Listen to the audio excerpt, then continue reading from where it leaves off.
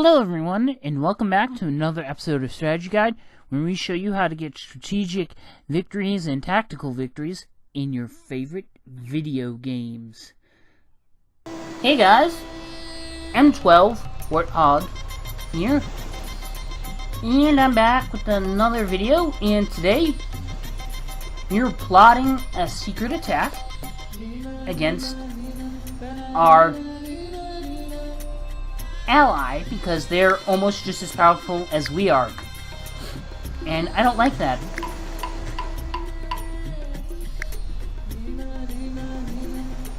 I don't want to get sucked into wars. So I'm not going to do that.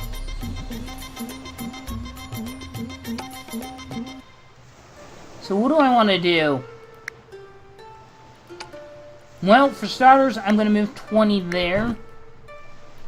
And I think I know what I'm going to do now is end my turn because I'm going to need more money.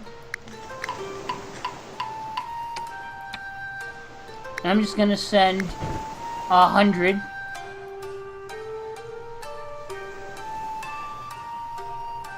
And from last time I remember what happened. So, because what you see from the amount of troops they have is different than what they actually own. So I think what I'm going to do is actually take territory away from them on borders and focus on that. So for starters, sorry, but I'm canceling our relation with them. And I think they know why. Okay. Build 70. And put out 90 on the water next turn.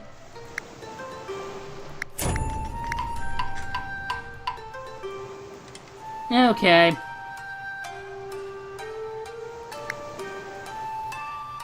So, I know that's the territory where they last had their leader.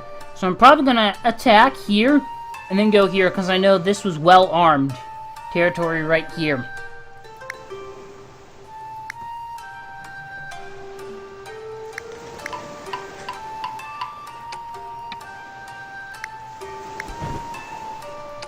Gonna move this here. Put that there. 5. Okay, so how many territories do we border them with? Wow. These two could go here. I guess we could attack that, but then move our troops here. This one... I want this nation to live, at least so because it's gonna attack our former allies, which are now our enemies. So what I'm gonna do is actually offer them the remaining gold, and hopefully it helps them.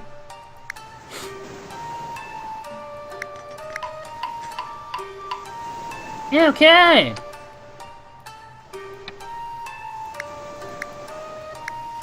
I'm going to take 190 troops. And I'm going to move that there. Probably going to wait until next tax season to get more troops. When I need them. Okay, done. But I'm not going to send them much any more support. At least until I can attack them. Okay, no, we're not going to have enough to put this on the water yet. But we're doing it turn by turn. This is a lot of me just getting our troops out onto the water and waiting for the right amount of funds to come in. More than anything else. Okay. Now we're gonna get this here. So, at this point, we just got tax season, so that is good for us. Now, I will not be able to, until next turn, put 200 out there. But we now have the forces needed and required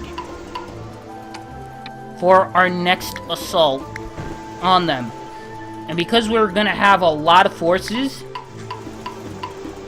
I think we can actually pull this off. The only downside is that they could easily attack in this territory where my leader is via a naval raid if they want to.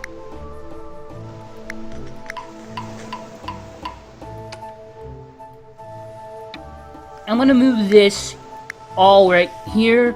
That way, 1, 2, 3, we move right there and take them by surprise.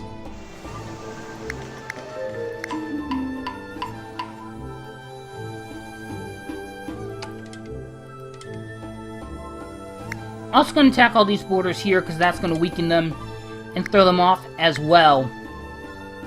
Nope. Gonna buy that here.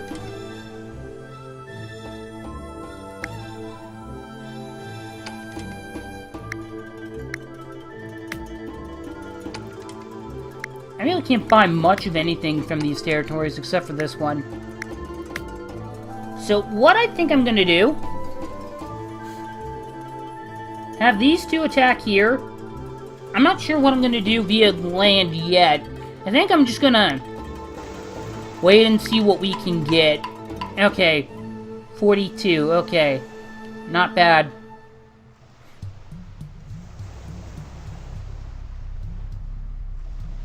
Oh, they weakened their forces here and put it here. That actually makes it easier for us to go attack this here, which will reduce the numbers that they have, and then put this here.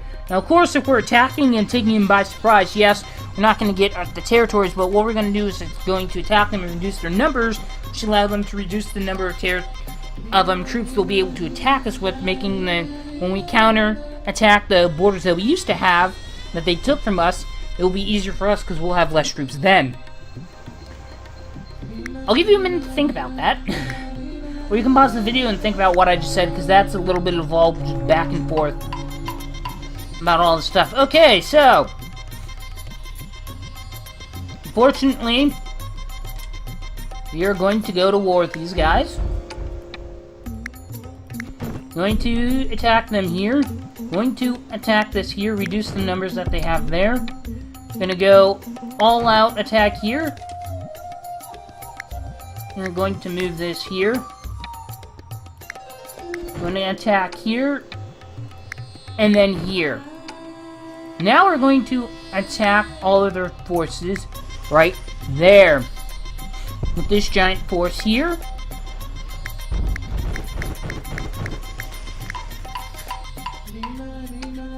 And now we're going to move everything right there.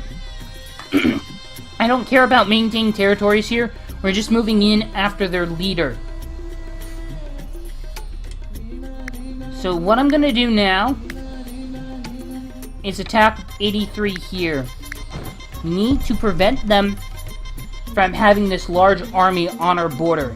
What we're also going to do is not worry about this, because I believe that they're going to spend less troops here and more focus on protecting their leader here. Which, they did not move out of there. By the way, I want to point out, I was fully expecting them to move their troops out of that area. Now, because of the low population, I'm going to have to take this and move it all the way over to the borders here. But for now, what I'm going to do is just start arming these one by one, maybe 40 per border, and then maybe later on we'll get more. But right now we are now Grand Ruler and there's only 2 nations left, so either he's going to attack us, declare war on us, or maybe we can convince him to surrender to us. Now, the reason why I did several hundred is not just because it took us forever to attack the last one, but also so that I could actually conquer the territory if I distribute my troops and put like 120 there, 120 there. That way I could get... That way, if we were here, and they moved their... And we attack this area, but they move their thing here, we could chase them and attack multiple territories. Say, attack here and here, or whatever, to sort of block him in and trap in his leader. But apparently, we did not need to do that. But it's always good to have a backup plan. Now, I also want to let you know that pieces of the Great Wall act as barriers. So these 2 territories here Not borders. We do not need to, have those well armed in any way, shape, or form. Okay, I got like several hundred gold now. I think I can afford to put more than just that on our borders for now. Okay, I'm gonna put 100 here. And I'm gonna put the remaining there.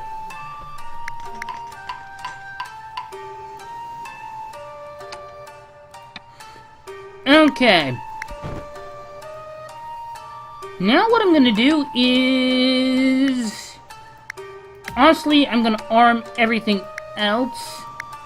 What I'm also gonna do is take a shot at convincing him to surrender to us via an election. Though he only has one vote and he's the only player that's going to be voting, because he's the only one left. Chances are he's more than likely not going to accept it. We're gonna cancel our relation with him because eventually we're gonna have to go to war against him.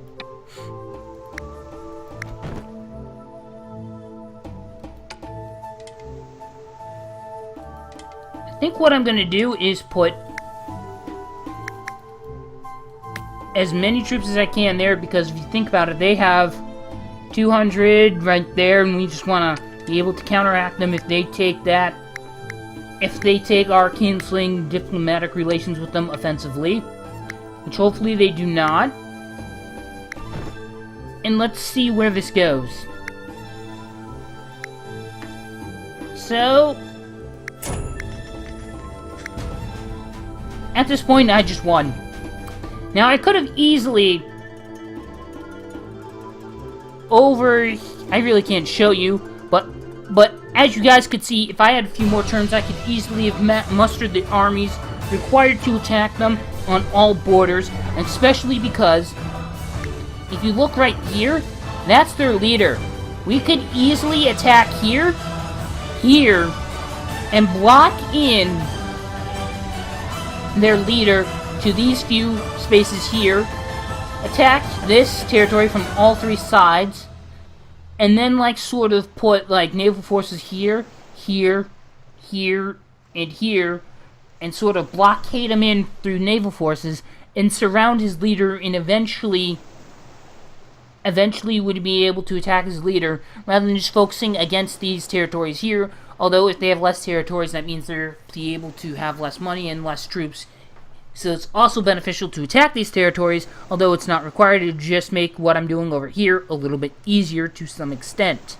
But that is me getting a victory on this map. Hope you guys enjoyed watching. If you did, take the time to leave any comments, questions, or feedback for me in the comment section down below. It would be highly appreciated. And I will see you guys later in another video.